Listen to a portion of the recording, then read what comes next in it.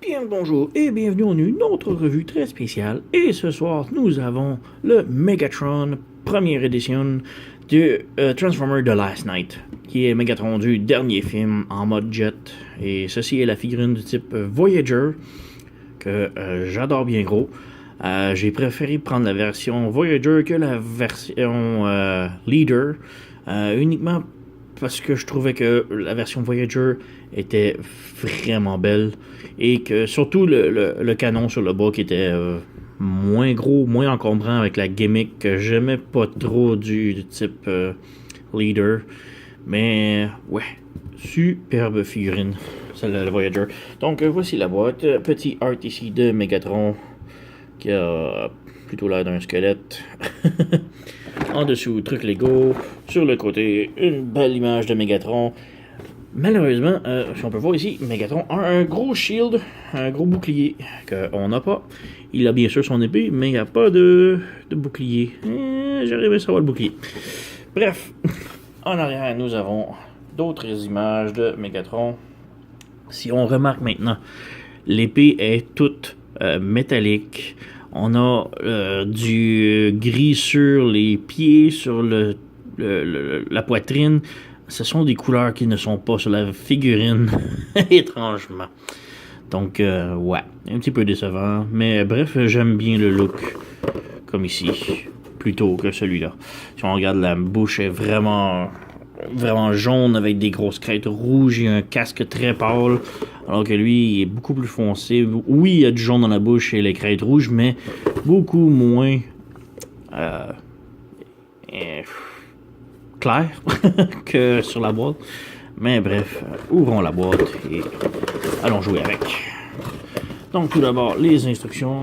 On jette les instructions, encore le modèle sur le long. Je sais pas pourquoi ils font ça comme ça maintenant, mais bref. Donc les instructions, rien de très intéressant. Les instructions sont bien, pas trop compliquées, mais la transformation est pas très compliquée non plus. Alors, et une petite image de Hound que j'ai déjà faite en revue précédemment. On jette ça. On vient ici, on commence avec son accessoire, son épée. Une épée vraiment bien.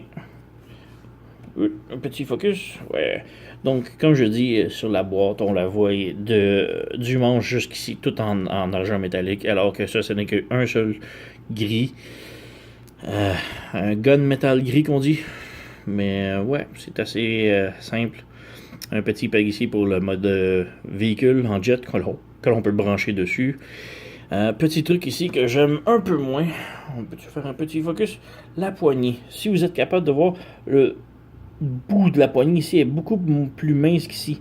C'est en haut de la poignée ici que ça fait du 5 mm, alors qu'ici c'est peut-être du 4-3 mm.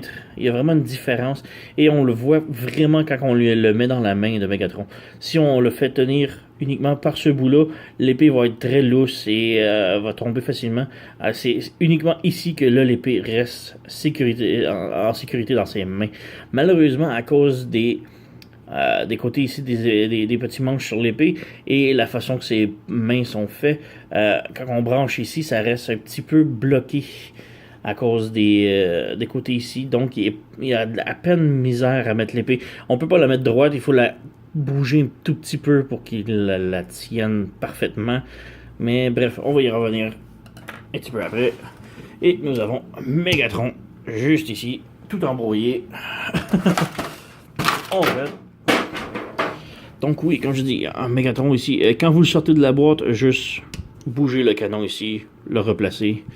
Et ouais, nous avons Megatron. Vraiment belle figurine. Un sculpte vraiment beau. Megatron a vraiment l'air menaçant. Ça faisait longtemps qu'on n'a pas eu un beau Megatron. Et lui, vraiment, je l'adore.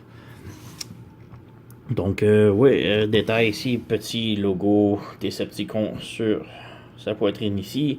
Nous avons du light piping ici sur le dessus de sa tête que je comprends pas tellement puisque ses yeux sont peinturés. Donc on a un dessus rouge translucide mais qui donne rien. On a des petits détails ici noirs sur l'autre côté de sa poitrine.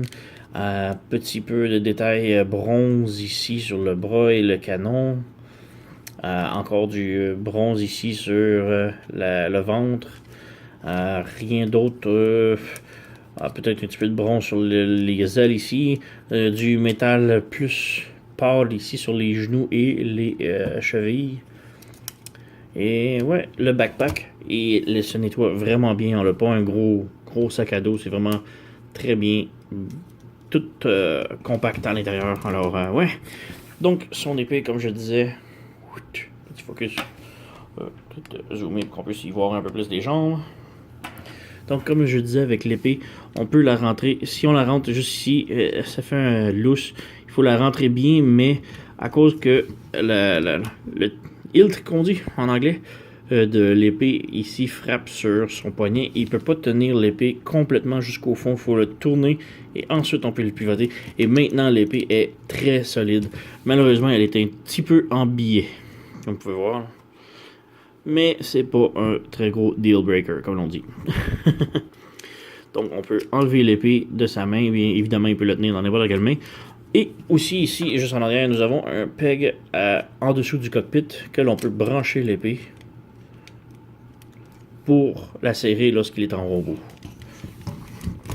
Donc, on peut voir l'épée qui dépasse un tout petit peu entre ses jambes. Et l'important aussi, c'est qu'il est capable d'aller chercher son épée avec l'articulation qu'il a dans ses mains. Un point que je trouve que Hasbro néglige beaucoup, ce point-là. C'est vraiment important pour moi que si on peut serrer l'épée dans son dos, il faut qu'il y ait une articulation pour qu'il puisse aller chercher son arme. Vraiment bien. Donc, ouais, nous avons le canon ici. Il n'y a aucune gimmick avec. C'est Megatron, pur et simple. Le Leader Class avait une gimmick que le canon s'ouvrait et le bout tirait, et blabla. C'est du superflu tant qu'à moi. Mais bref, pour les articulations, la tête est sur un petit pivot ici et elle peut pivoter de chaque côté sans problème. Le bras, on a une rotation à l'épaule. Et ici, si l'on lève la petite jupette de l'épaule, ça lui donne aussi un angle qui peut ouvrir le bras et pivoter encore plus. Et il y a un autre pivot en haut du biceps et un autre joint au coude ici. Le poignet, malheureusement, n'a pas de swivel, mais il y a un petit tilt ici. Mais c'est pour la transformation. Donc, même chose de l'autre côté, il y a aussi une petite genre de jupette pour le bras qui peut lever son bras sur le côté. Sinon, tout est pareil. Il n'y a pas de articulation à la taille, malheureusement. Son épée. Pas de rotation à la taille, malheureusement, dû à la transformation qui a besoin de tout le bloc ici. Si on lève la jupette, les jambes peuvent monter complètement en haut. Et en arrière, si on... la jambe est un petit peu bloquée par le backpack, le sac à dos, mais si on la tasse sur le côté, il peut quand même faire une belle split. Et sur le côté, si on lève la jupette sur le côté, il peut faire une belle split.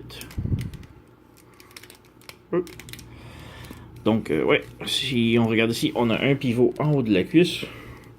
Et son genou peut plier 90 degrés, ou presque. On a aussi une autre petite articulation ici, en haut de la cheville, mais c'est vraiment plus pour la transformation. Et le pied encore pour la transformation, mais on a un pivot de côté.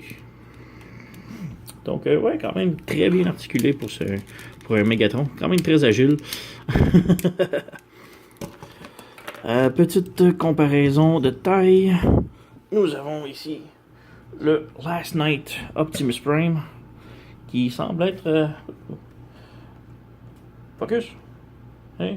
Qui semble être quand même un petit truc plus grand. Normalement, Megatron est toujours une taille plus grande que Optimus, donc ouais. Et une autre petite comparaison avec Masterpiece, Megatron, qui fait pas son poids. Hein? Donc ouais, on remet de côté, on enlève et on va passer à la transformation. Donc ouais, l'épée, on peut l'enlever, la mettre de côté, on va y revenir plus tard. Débutons avec le canon ici que l'on ramène vers l'arrière et on brise le bout ici comme cela. On peut ensuite rentrer les poignées à l'intérieur, comme cela. Ensuite, on tourne la tête complètement de l'autre côté. On peut ensuite ramener le cockpit ici et on le ramène comme ça. Il y a comme deux articulations. Une articulation à la base et une articulation en haut du cockpit. Tout d'abord, de mettre celle du cockpit et ensuite fermer le reste. Sinon, là, ça bloque à la tête et ouais. Bref. Ensuite, on peut venir ici à la poitrine que l'on ouvre en deux de chaque côté, comme ça et comme ça. Et on ramène les bras complètement en arrière. On peut refermer les dessus de la poitrine sur chaque côté. On revient en arrière ici. Et dans le trou ici, on rentre le canon de Megatron à l'intérieur du trou. Comme ça. Et ensuite, on peut revenir fermer l'autre bras. Et ici, sur le bras, il y a un peg qui a un petit trou à l'intérieur ici que l'on vient brancher. Et voilà. Un petit peu de difficulté. Le canon de Meg. Allez, monte. Ah, voilà. Ensuite, on branche les bras ensemble. Les bras, malheureusement, ne restent pas branchés parfaitement bien ensemble. Aussitôt qu'on l'on force un petit peu, les bras se débranchent, mais c'est pas un gros problème. Donc, on revient ici, sur le côté. Nous avons un Gerwalk Mold assez impressionnant. Les petites jupettes sur le côté, on les lève sur le côté en angle comme ça, et on déplie, tic, tic, tic, tic, comme ça. C'est des joints qui barrent à tous les 45 degrés. Donc, on fait juste les ramener là comme ça. Les jambes maintenant, on lève les jupettes, on les ramène tout droit comme cela aussi. Qui a l'air d'un sapin de Noël assez weird. Maintenant, les pieds. On pivote les pieds plats sur le côté. On déplie les ailes complètement. Et maintenant, on ramène les pieds vers l'intérieur. Un petit peu comme si quelqu'un avait une envie. Et ensuite, on referme les pieds simplement comme cela ici. Et sur les ailes ici, nous avons un tout petit peg qui va se brancher à l'intérieur du pied, juste ici. Donc, on bloque et on branche le pied à l'intérieur. Donc, on repivote le pied et on le branche. Voilà.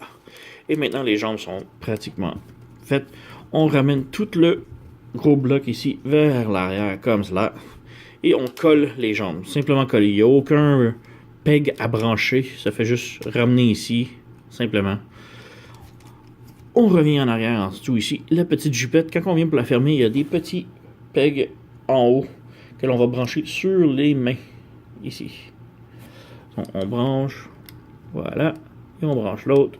Voilà. Ça va tenir le petit backpack un peu.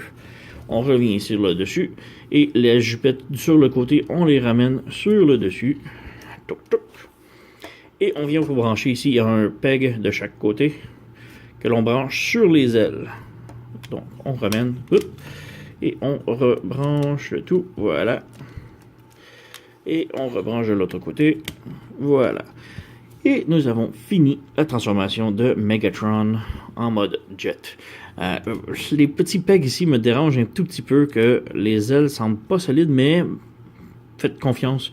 Un coup c'est branché, les ailes sont très solides. Donc c'est simplement ce petit peg là qui tient toute la jambe au complet et ça fait le boulot. Faites-moi confiance. Bref, nous avons Megatron ici en mode jet.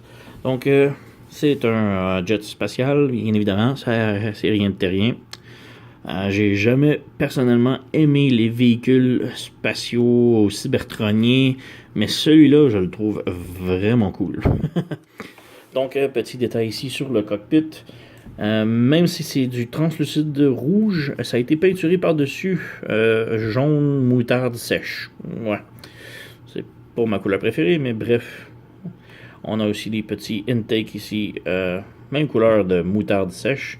Et on a un genre de moteur ici quand même vraiment bien détaillé. Toujours de moutarde sèche. Ouais. Nous avons aussi les petits réacteurs ou intake qui sont vraiment argentés, un bleu argenté, vraiment beau. Une couleur que j'aurais aimé qu'il y aurait un peu plus sur la figurine, mais qui c'est la seule partie qu'il a. Étrangement, par contre, ça fait vraiment comme des réacteurs vers l'avant. Alors que si on regarde en arrière, nous avons que ces deux petits réacteurs minuscules de propulsion du jet. Alors que ceux-là sont vraiment beaucoup plus gros. Je ne sais pas si c'est pour les freins ou... Mais bref, c'est un petit truc qui me dérange un peu. Des tout petits réacteurs à l'arrière et des gros en avant.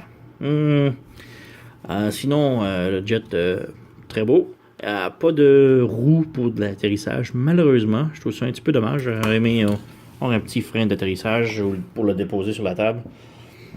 On peut venir ici avec l'épée et nous avons le choix de le brancher soit en avant, en dessous du cockpit, ce qui fait un bout d'épée dessus d'un jet. C'est pas ce qu'il y a de plus beau et en plus il est en angle, mais bref, il peut comme passer à ras le sol et couper le gazon ou des humains qui se trouvent dans les jambes ou ouais. Mais sinon, l'épée, on peut venir la brancher en avant de n'importe quel côté. Vous pouvez mettre l'épée, la lame de l'épée vers l'avant comme cela ou vers l'arrière comme cela. C'est votre jouet, faites ce que vous voulez.